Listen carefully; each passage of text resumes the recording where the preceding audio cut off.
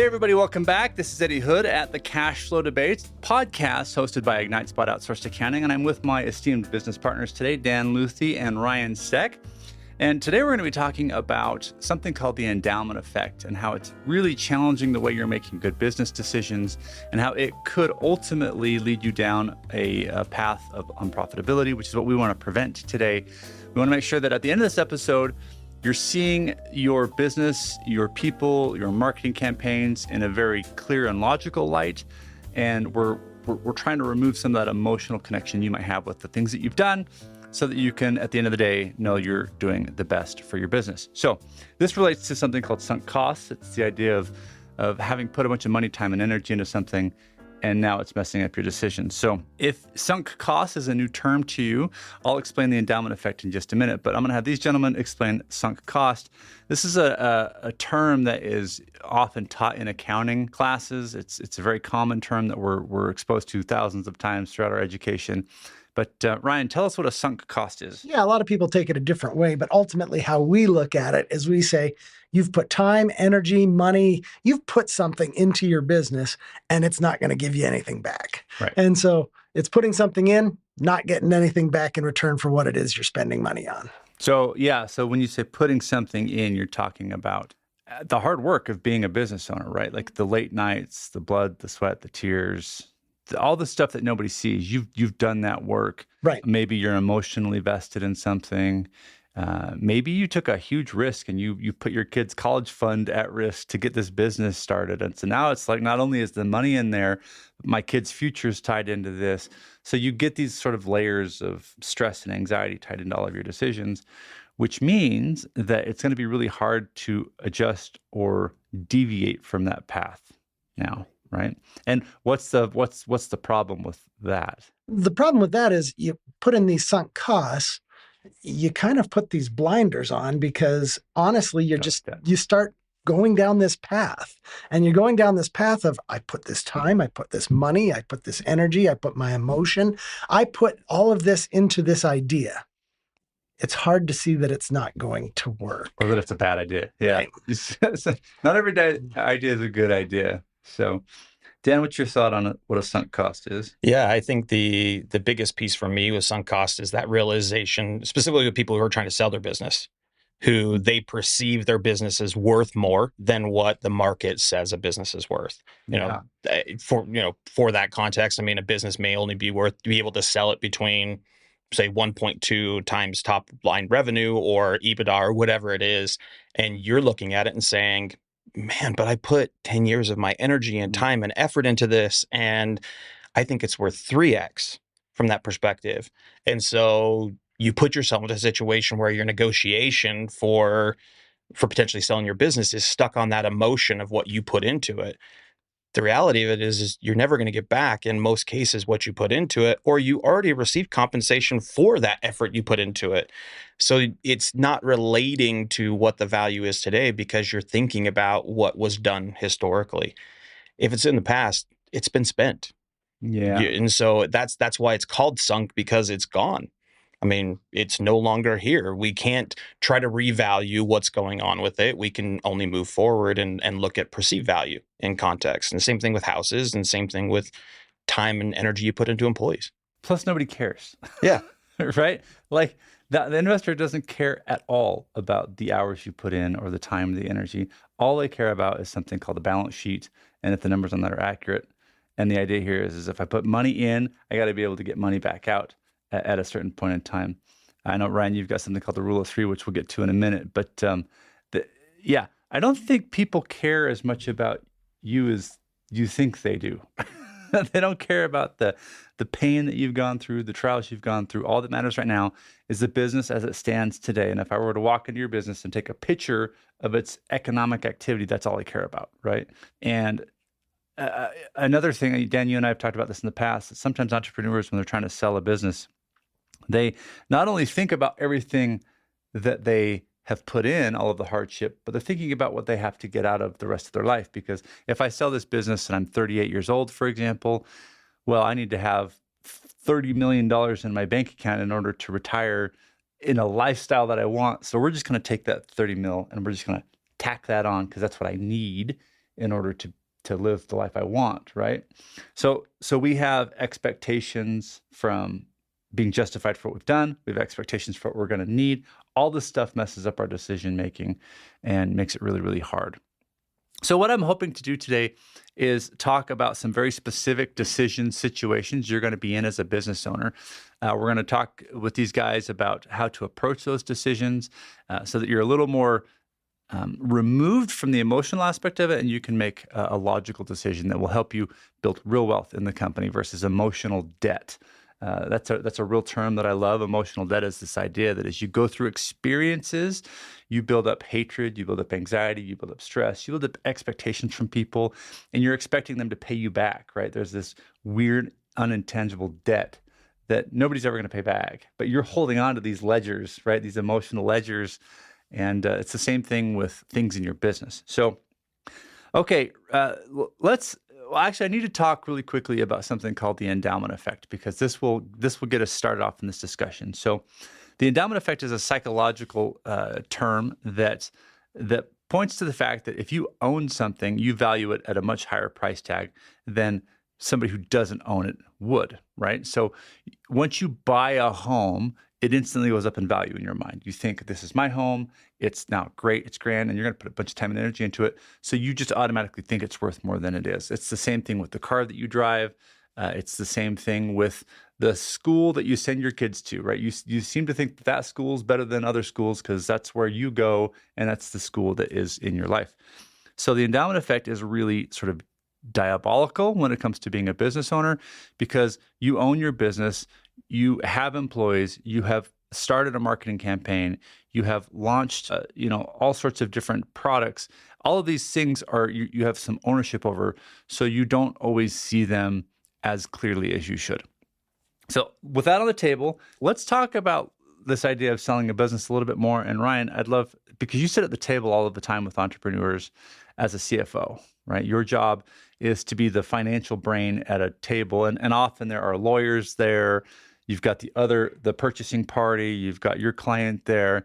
And those are really sort of complex, emotionally charged conversations. They last months sometimes. What's your insight into that in terms of sunk costs? Yeah, so from a sunk cost standpoint, we always look at it and say, well, I've built something, or I've built an idea, I've built a business, I've built something. And to everything we've been talking about, we value it more than someone else does. They don't see everything that we've put into it.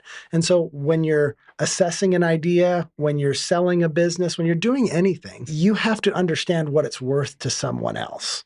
And specifically in the example of selling a business, I always say, put yourself in the shoes of the buyer. Yep. What would they be willing to do? And I call it the rule of 3 is what I generally deal with when I'm helping someone buy or sell a business, which is to say, within 3 or 4 years of this business being acquired, who's ever buying it should be able to get their money back. And so if I'm going to come in and buy your business, I better be able to see that I'm going to make my money back in 3 or 4 years. Otherwise, why are you doing this? Yeah. Couldn't you take that money and go find a better way to make your money back? Like, you don't even make money in 3 or 4 years in this example. You're just trying to get your back. Yeah. And so a lot of times business owners, when they're selling their business or selling their idea, don't understand that we're just trying to get what you spent back. We're not even trying to make money. We're just trying to get it back. And so we have these blinders where these sunk costs, they kind of control us a little bit. And all of a sudden we spent $50,000 on something, but we made $2,000 this month. So we get excited because we made $2,000. Well, no, now you're negative $48,000. And that's really where you're at. Well, and I think it's like sentimental. Like we get into these positions that things mean way more to us. And to you guys' point, it's all psychological in a lot of cases. I think for me, like one of the simplest examples is like we were actually watching home videos the other day as a family. And my daughter was like, well, why don't we still have that? That was something I loved when I was a kid. I played with that toy so much and this and this and this. And it's like, you didn't realize that thing got a hole in it. and I lost all its stuffing, and then it started to smell weird, and then the dog got into it. It's like, there was no chance we had to it, but I loved it, Dad. Why didn't you fix it and make it work? Experiences with it. Yeah, but it's the same thing with our businesses. Like, we think about the blood, sweat, and tears and energy and effort we put into things. We think about what we hope to be able to share it as in the future. We're trying to build a legacy or whatever it is in that concept, and your perceived value is not the same perceived value that other people have off of those pieces. And so that to me is also part of that context too, is whatever you put into a business from your time, energy, and effort is not going to be perceived in the same value when you go to sell or bring other investors or things like that in. And we have to be comfortable accepting that.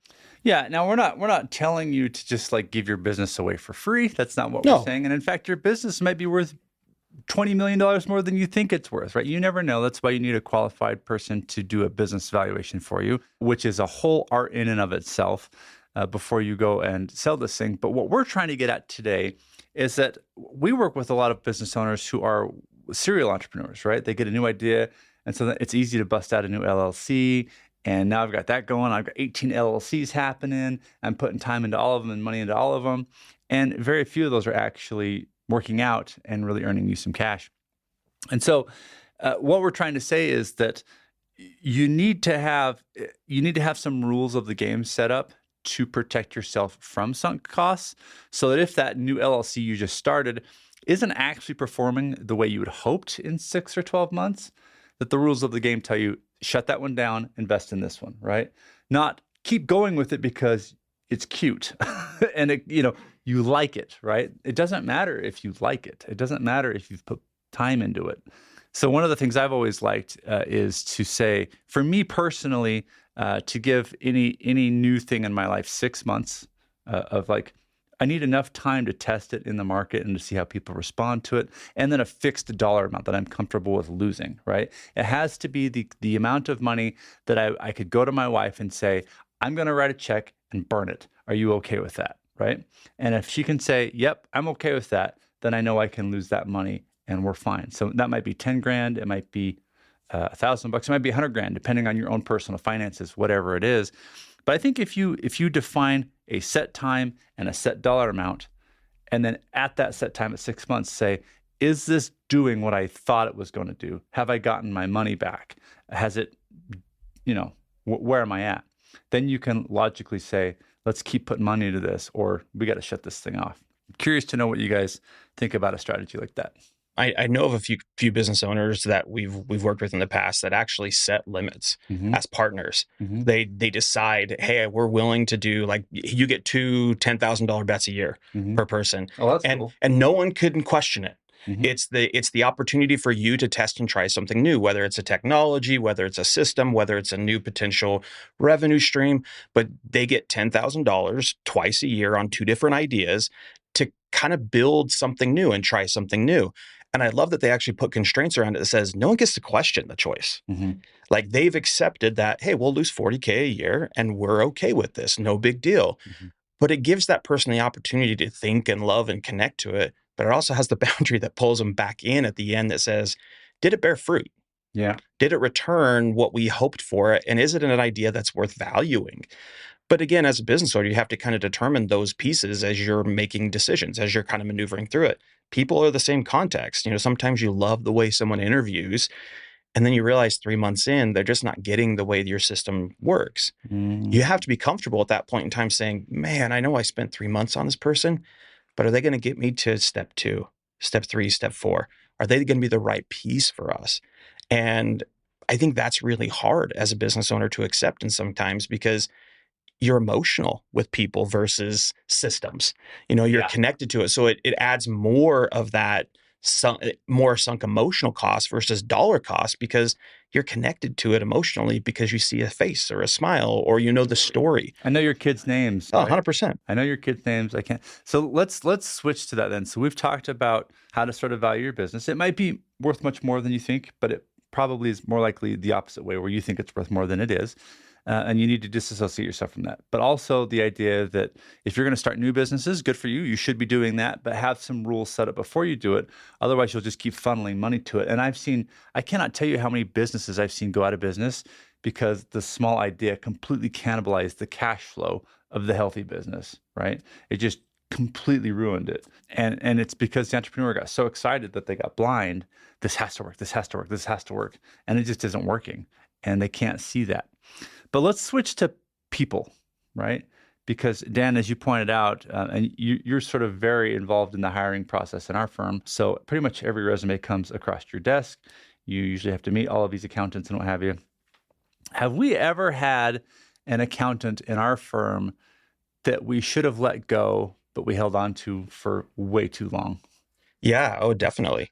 We don't need to say names. Yeah, no. Like, well, why does that happen? Definitely. I'm sure. I will say this. I'm sure some of the people on our team felt the same way about me at points in time too. Let this guy go. Yeah. Why is this guy here? But no, it's the time investment to get someone up to speed on how you do things or work in your ideology or your path is hard. Yeah. But also at the same point in time too, as someone who's trying to keep things going and maybe you're running on a tight team budget, resources from that perspective, you don't want to have to start over because you're afraid of, well, we've put so much time into it. We're okay accepting less from this individual. Hey, we want, maybe we set a target of they're supposed to produce $10,000, $20,000, $30,000 worth of revenue for you every month or whatever it is. And they're producing a third of the expectation. Mm-hmm. But you're like, man, but I like this person. They're a good human. Like we enjoy hanging. They're good culture fit. Yeah, they're good culture fit. Yeah. And I think that's a very common idea. Ideology is they fit the way people know. They love them. They connect with them. They think they're a wonderful person or they're brilliant. Look at their backstory. Look at all these things. He pointed at me when he said they're brilliant. I'm waving and talking. Yeah, definitely. I'll take it. We think these people are brilliant in some capacity, but they just don't mesh with your system overall. Or your system changes. Mm-hmm. I mean, this is a good example of it too. It's like you're running a position where you have someone who works in your system in your organization for a while, and you have to shift to match the market. Mm-hmm. And they aren't comfortable shifting. So you have to feel at some point in time too, can we continue to exist with this person? Or truly, can we cut the person as a part of our system to be able to get where we need to be? And man, it's so hard, especially with people. People are so much harder than systems. Yeah, systems. You have to sit down and have a hard conversation. 100%. When you know them, you know what they've given you up to that point in time. Like you're connected to them extremely emotionally, and I think that's one of the hardest parts about dealing with humans as a part of what we do is we care. Yeah, like we really do, and it's hard when you care. So Ryan, you are, as the CFO to many, many, many businesses around the country, a lot of your conversations stem around management of labor, mm-hmm. right? Like, sure, because labor is such a huge cost to a business. What are your thoughts on helping an entrepreneur deal with this? If they've got somebody on their staff that they know is not pulling their weight, or that they're paying twice the wage they should be for the work that's being performed, or whatever. Like, how do you approach this? Become heartless. So, I mean, ultimately, this is the hard part is we're in business for a reason. Yeah. And the problem with being a business owner is it becomes our life. And these people become, as you're talking about, emotionally attached and everything else. But we have to be able to pull back and look at a spreadsheet. We have to be able to pull back and say, I expect this level of production from an employee. I'm getting this. I feel like this would be an appropriate time to hit pause and do an Ignite Spot commercial. Do you have your spreadsheet? Do you know your numbers? Yeah. Sorry, carry on. No, you're great. And so you're looking at it saying you expect a certain level of production out of an employee. Yeah. Are they delivering that or not? Because if they're not, that means they're making their coworkers' life or they're making your life harder than it needs to be. Mm-hmm. Someone is suffering because someone is not producing to a level that you're expecting. Mm-hmm. So I try and look at it and say, yes, this is a nice person, but this person is affecting 5 other employees that I really love as well. And if one employee is impacting other people or is impacting your well-being, unfortunately, harder decisions generally have to be made. Yeah. I think a good example of this, and whether you agree with him or not in his ideology, when Elon Musk bought Twitter. Yeah. I was thinking about this. Like this is a whole thing. Like there was 2 different perceptions on what the business should be. The prior owners had an ideology of managing and controlling content and doing things, and his is not in the way that he presents, right? He cuts a whole bunch of employees, and people ask him, like, was it hard with it? He's like, it turns out you don't need that many people to have a open communication type platform. Yeah. And so people are frustrated because they're used to what it was and they love it and they're emotionally connected to it. Values change and perceptions change. But at the same time, the company is still able to perform to his expectation based off of what's going on with it. Whether you agree with it or not, it's a good example of the perception of the people, of the things. Oftentimes, to your point, it affects everybody else. And is it the right wave to keep those people there just because we like them or they've been here for a long time? Yeah, and I'm curious to see what's going to happen with that business anyway, because talk about some sunk costs. He's put a couple dollars into that thing. He's bet his business strategic intelligence on this, like this is the right way to go with this. And now it would be really hard if I was in his chair. It would be really hard to be like, actually, I screwed up on this one. Shouldn't have spent all that money. Did the wrong thing. I really don't know what I'm doing. That's hard to do in a business world. So I'm sort of watching this to see how it's going to play out. You know? Well, but you can see him, he's double downing on his original ideology around how the platform should become. Yeah. And it's easy for him to say, I mean, most recently it was, who cares what these people who are giving us money for advertising are saying? It's not how the platform is going to be run. Well, if you don't generate revenue, a system can't run. There has to be that context that at some point in time turns around. And man, would it be hard to accept it. Maybe we don't know his grand plan. Hopefully there's something for him that will turn out for everybody else too. But man, that's a really tough position to be put in. But you have to sometimes be comfortable stepping away from what you felt was the right move. I don't think he's going to walk away from this profitable. I think he's going to walk away angry at somebody and pointing a finger at somebody for a reason why it didn't work as expected. It won't be his fault, of course. I think it will be somebody else's fault, but I just don't see how this can pan out. There's too much emotion, money, time, reputation sort of staked on it for it to go well now. You can't make a good decision when you've got all those things kind of piled in. Well, societal impact too. Yeah. I mean, there's a lot of emotion from everything on the outside too playing into it. Yeah, it's funny. It's interesting that you said that, Eddie, that it's not his fault. I mean, how many CEOs are out there saying they've got these sunk costs, whether they're employees or something else?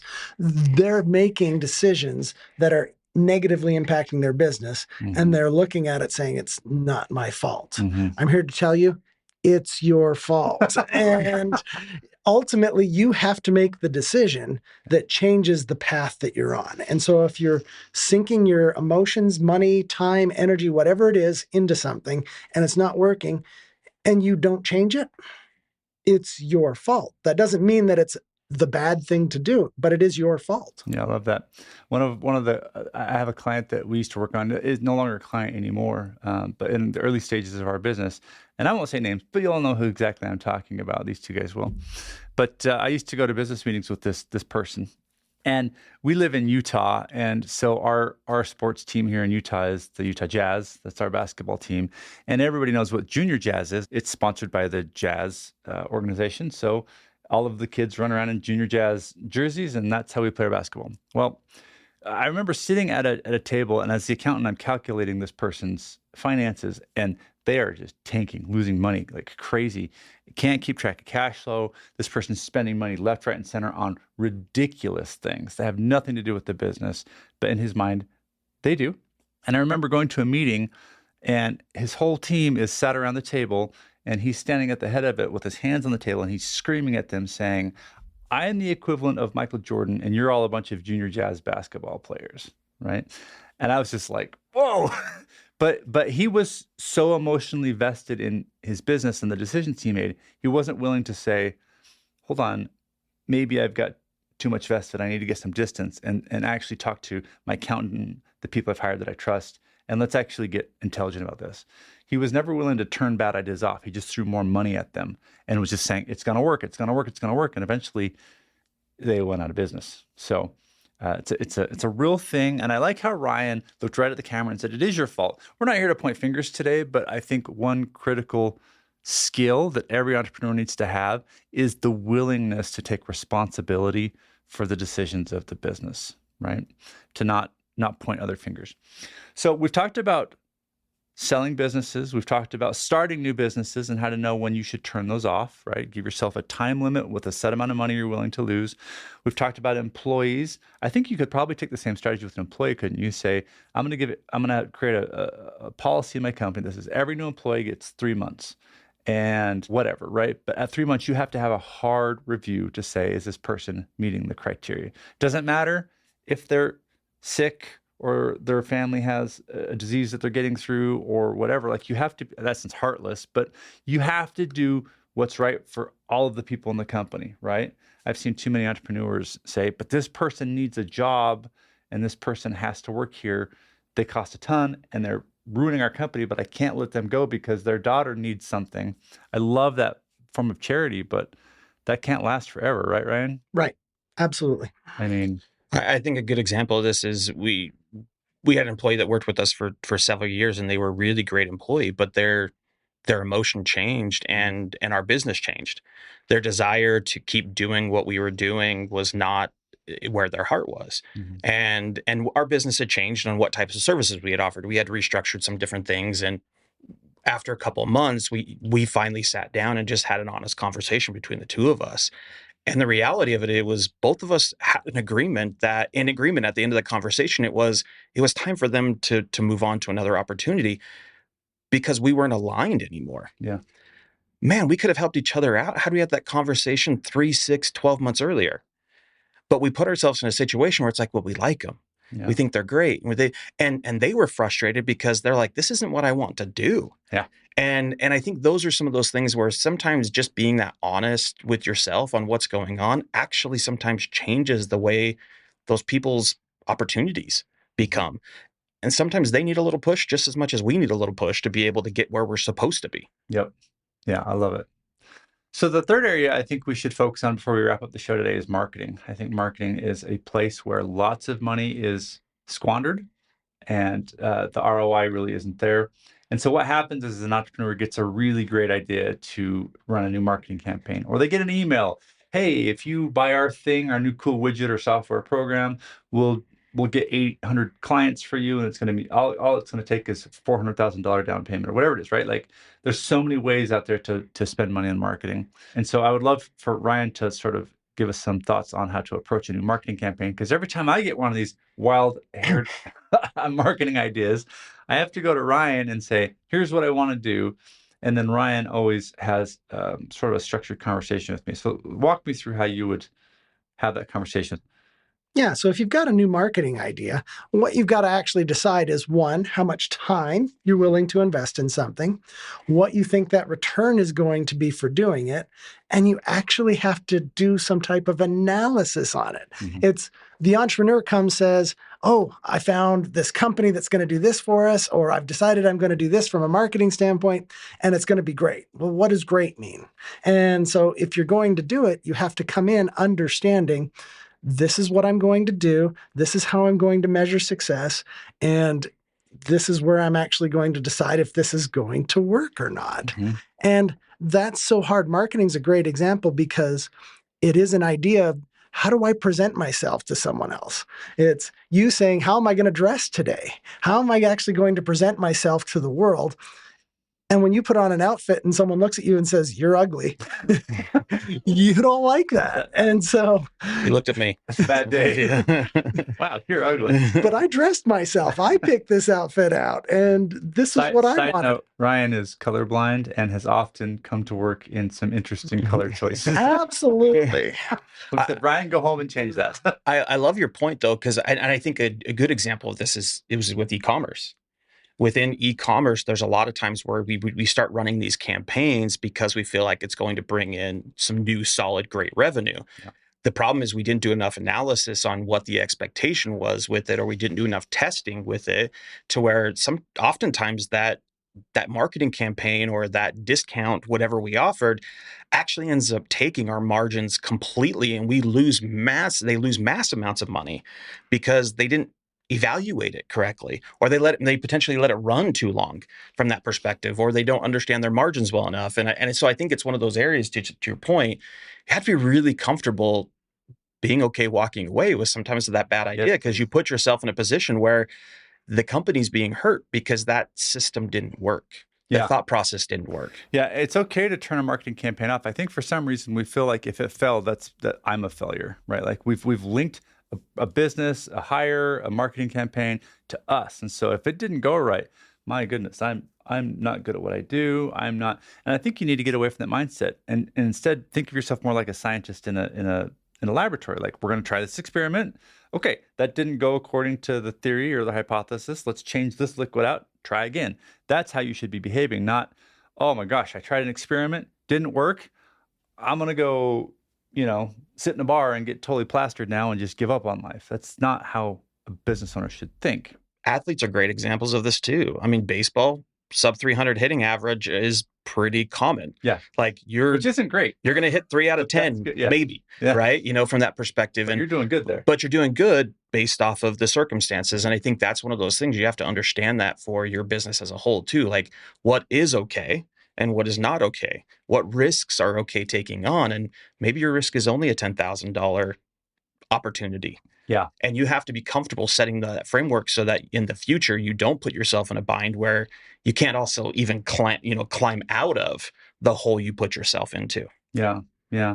It's interesting because marketing is one of those areas that's a little exciting. It can potentially be the sexy side of the business, right? Where, if we just get the right marketing campaign, we could make millions. It's a bit of a gambling thing, it's like going to Vegas. And if you roll the dice just right, guys, we hit it, and so there's that thing that kind of makes you not think intelligently sometimes. Yeah, and so we've talked a lot about the philosophy around it, and I think that's great.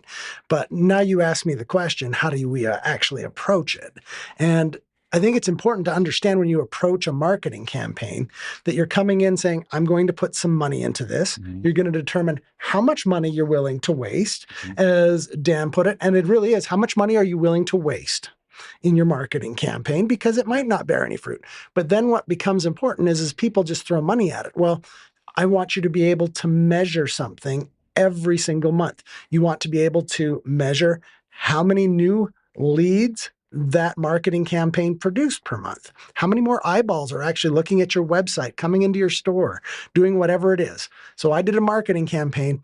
We saw 50 more people walk inside the door compared to what normal traffic is from our storefront. Or we had this many more viewers to our website in a month. We want to be able to see, are people actually responding to this? So first, are we getting more leads?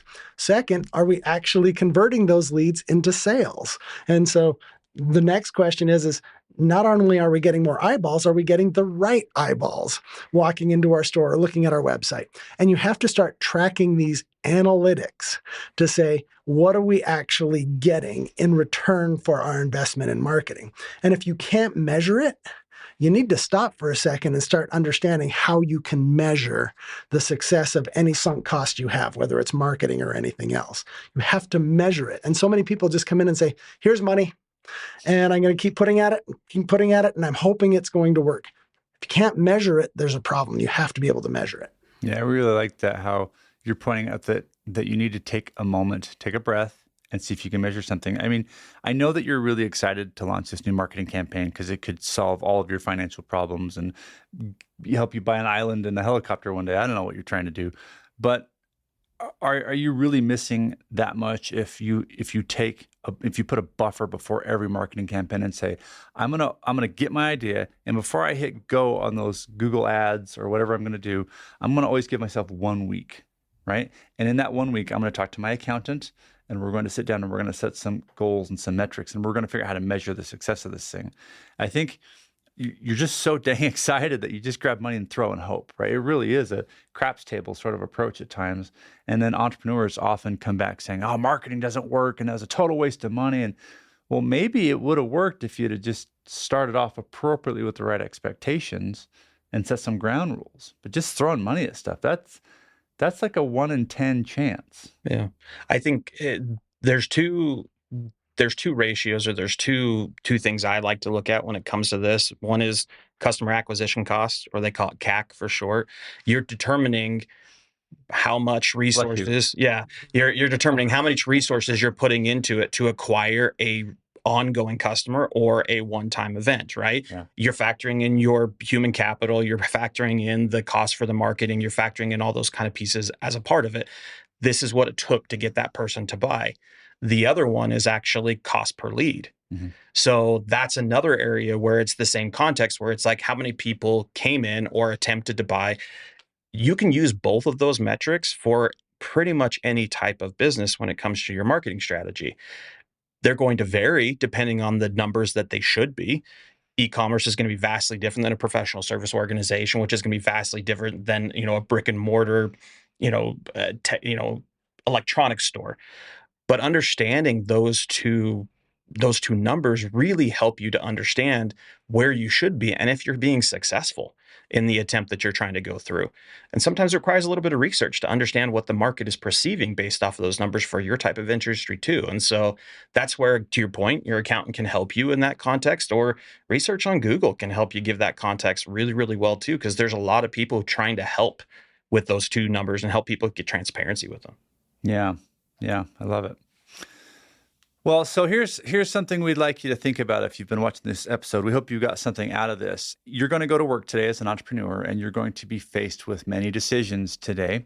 And here's the challenge. I like the term sunk cost, because if you're on a boat, you kind of know when it's sinking, right? You can see the water coming on. You can see it's going down, and you know when something in your business is sinking, even though you might not want to admit it. And you probably have 2 or 3 or maybe even 10 of those things happening in your business right now. I think every business has a couple boats sinking, right? And it takes somebody that's a little independent from your emotional stance to say, hey, are you aware that this is sinking, and kind of help you through that. So if you can get a mentor, a coach, a colleague, an entrepreneur network, anybody that you can talk to that can give you some outside insight, a CFO, an accountant, whatever, that's going to be critical. But we'd like to encourage you today to just try and be a little more honest with yourself and admit that you've got some things that are sinking, and know that that's okay. It's perfectly normal to have some things sinking in a business. That's supposed to happen. Not everything is supposed to be floating. But for the stuff that is sinking and it's kind of just eating at you, we'd like to challenge you today to try to identify all of the emotions and costs and energies that you've attached to this sinking boat that have made it feel more important than it really is, that have made it feel more necessary than it really is. And then ask yourself, if I hadn't put that money, that energy, that time into this thing, what would I pay for it today? And if the answer is less than it's giving you in return, that's called a bad business decision, right? And it is time to turn that off. And so our call to you is to have courage today and be willing to say no to things, to turn things off, to free up cash flow for more profitable things, to let the negative employee go, unfortunately, to close out the 3 of the 6 LLCs you started because they're sucking up money. Whatever it is, those things all need your honest and best decision-making capability. Anything else you guys want to say to that before we wrap up today? I would just say really quickly in closing, understand your values. People value time, they value money, they value relationships, and a lot of times sunk costs keep happening because one of those values is misaligned, meaning that you are valuing your time more than you're valuing money, or you're valuing money more than you're valuing your relationships with people. Whatever it is, usually sunk costs happen because out of those big 3 values, you're a little misaligned. Mm-hmm. And one of you had mentioned blinders. That's because you can't see the other 2. You're so focused on the one, you've lost sight of the others. I love that they were talking about this, especially at the start of the year, because I think this is one of those pieces as people are setting goals or expectations for what they're trying to do in their businesses. They get the choice and the option to be able to take that step back, to think and evaluate how your business is performing, think and evaluate the people on your team, the ideologies, the strategies you've done. And to Ryan's point, you have to set things away and realign with what your goals and what your outcomes are and what your values are to make sure you can make good decisions about those. Yep. 2023 is gone. Yeah, doesn't matter. It doesn't matter at this point in time. And so we have to be comfortable taking that and making that as a part of our choice and decision to move forward. Yeah, I love it. All right. Hey, if you found this episode helpful, we want to thank you for watching and listening. Just to let you know, we recently launched our podcast on all of the podcast channels, from Apple iTunes to Spotify and Google Podcasts is now going away in favor of YouTube Podcasts, but we're up there as well. So it would really mean a lot if you're finding value in these conversations. Our goal is to help you build a more profitable business, not just to stay in business. But if that message is ringing true for you, please take a second to support the show and go to iTunes and just give the show a rating. You can go down and you can select 1, 2, 3, 4, or thankfully 5 stars if you choose to do that, and leave us a little message to tell us how we're doing. Those reviews allow other people to see if this is a show worth listening to, and it also tells Apple, iTunes that, hey, we should promote this show a little bit. So thank you so much for watching or listening, and until next week, stay profitable and keep growing that business.